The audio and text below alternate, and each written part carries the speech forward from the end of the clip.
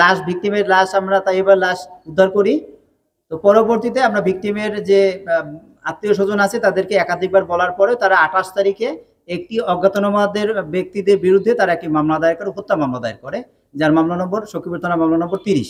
তো মামলাটি আমরা অত্যন্ত গুরুত্ব দিয়ে, এবং যেহেতু একটি চাঞ্চল্যকর এবং ক্লুলেস একটি হত্যাকাণ্ডের ঘটনা, তো আমরা এবং একই সাথে একটি বাচ্চা মেয়ে, 6 বছর একটা বাচ্চা মেয়ে মাদ্রাসায় পড়ে, তো এই বিষয়গুলো মাথায় রেখে আমরা গুরুত্বের সহিত তদন্ত করি। এবং আমি বেসিক্যালি এই মামলাটি তদন্ত এবং রহস্য উদ্ঘাটনের দায়িত্ব দিয়ে হলো আমাদের বেদরগঞ্জের সার্কেল এসপিকে। তো বেদরগঞ্জের সার্কেল এসপি যখন ছুটিতে চলে যায়, তো এরপরে আমি দায়িত্ব দিয়ে হলো আমার additional SP Gosairhat circle Tanvir হোসেনকে। তো সে সার্বক্ষণিকভাবে থানায় অবস্থান করে এই মামলাটি সম্পর্কে যে বিভিন্ন তথ্য প্রমাণ সে সংগ্রহ করে, এবং আমাদের অফিসার ইনচার্জ সেও এটি শ্রম দিয়েছে, নিরলসভাবে পরিশ্রম করে গিয়েছে।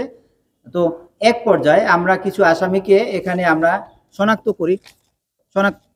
আমরা এখানে কিছু অজ্ঞাতনামা আসামি যারা, যেহেতু এজাহার দেওয়া হয়েছিল আপনার অজ্ঞাতনামাদের বিরুদ্ধে, তো আমরা সেই অজ্ঞাতনামা ব্যক্তি কারা এদেরকে শনাক্ত করার চেষ্টা করি।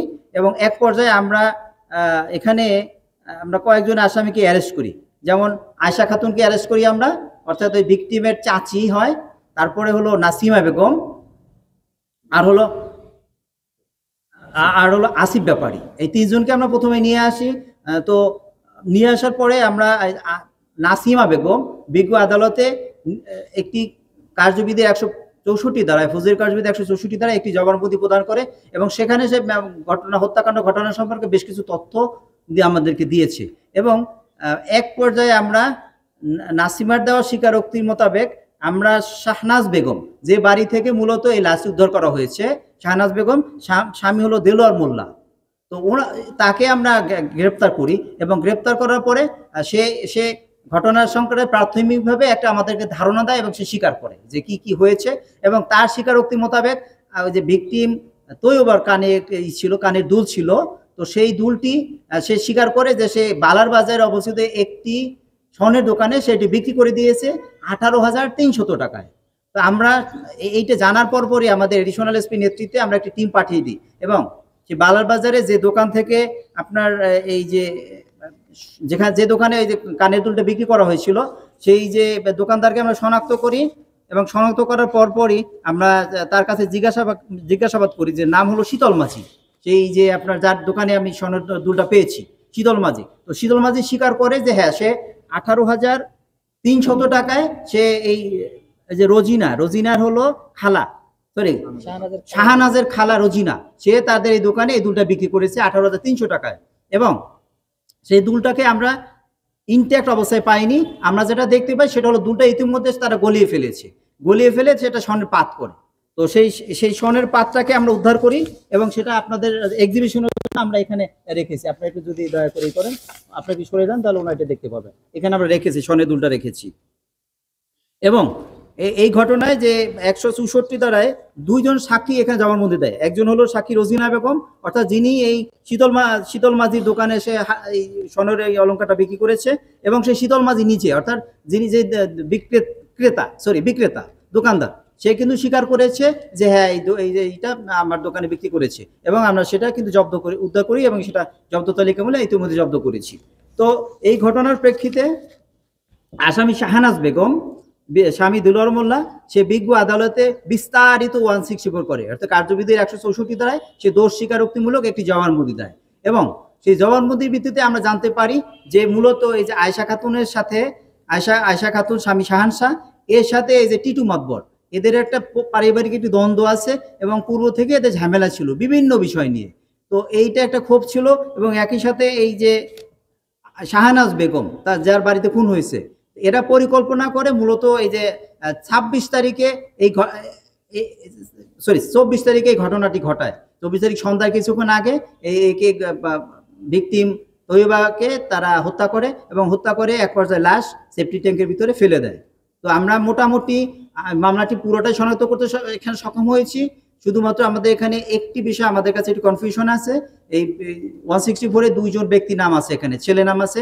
একজনকে আমরা অ্যারেস্ট করেছি, আসিফ ব্যাপারীও এখানে বলা হয়েছে যে সে যখন হত্যা করা হয় তার পা চেপে রেখেছিল।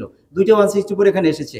এবং আরেকজন ব্যক্তির কথা এসেছে, আমরা এই একমাত্র আমাদের দুর্বলতা এই ব্যক্তিটাকে আমরা এখন পর্যন্ত আমরা করতে পারিনি। তো আমরা চেষ্টা চালিয়ে যাচ্ছি, আমরা আশা করি অচিরেই যে যে যে দ্বিতীয় যে পুরুষ ব্যক্তি আছে তাকে আমরা শনাক্ত করতে সক্ষম হব এবং আমরা তাকে অ্যারেস্ট করতে পারবো, এটা আর কি।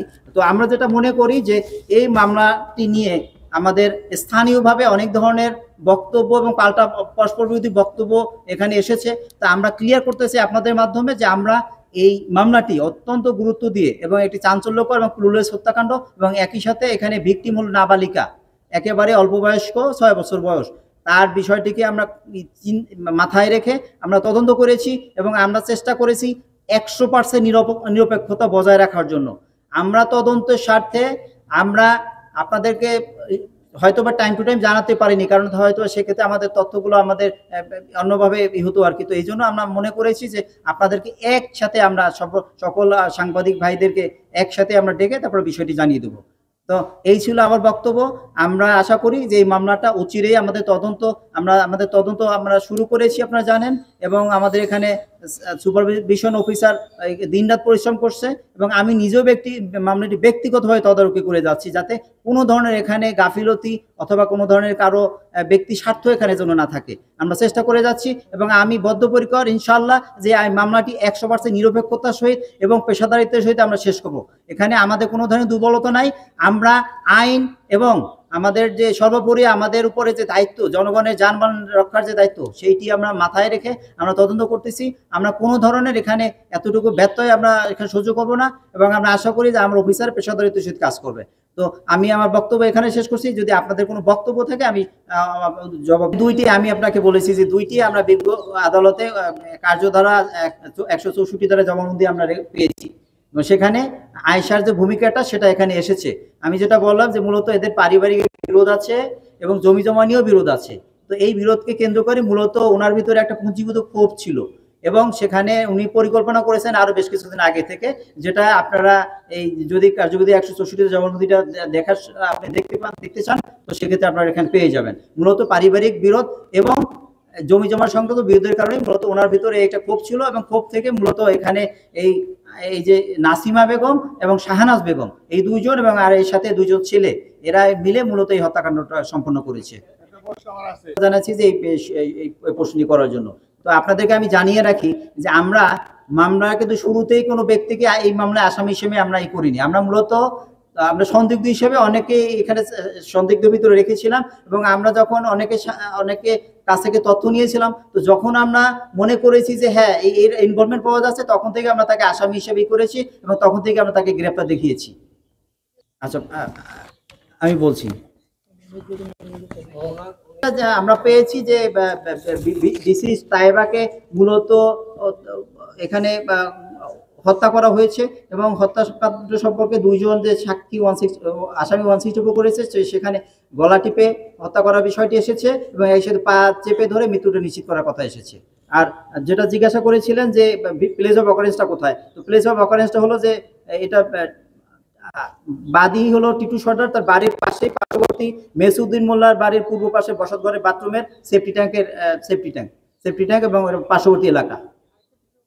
আমরা এটা মানে এখন পর্যন্ত আমরা মোটামুটি নিশ্চিত হয়েছি যে বাড়িতে আপনার হত্যাকাণ্ডটি হয়েছে, যে এখানে আমরা বলেছি শাহানাজ বেগম, তো তার একজন বয়স্ক অসুস্থ শাশুড়ি আছে। তো আমরা ধারণা করছি যে এটা ওই বয়স্ক ওনার শাশুড়ির এটা ব্লাউজ হবে আর কি। ধন্যবাদ। আপনি আরেকটি চমৎকার প্রশ্ন করেছেন, এজন্য আমি আপনাকে ধন্যবাদ জানাচ্ছি।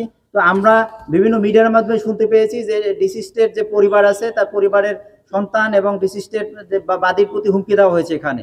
তো ইতিমধ্যে সখীপুর থানার একটি জিডি নম্বর দায়ের করা হয়েছে।